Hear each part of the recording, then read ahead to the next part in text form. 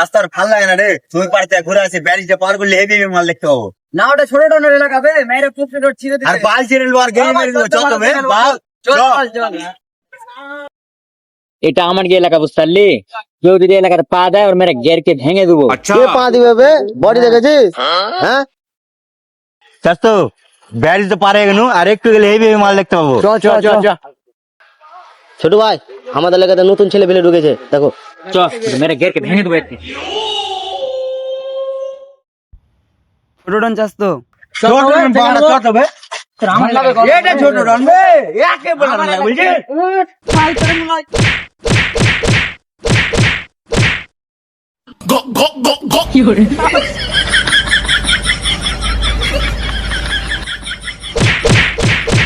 চল চল।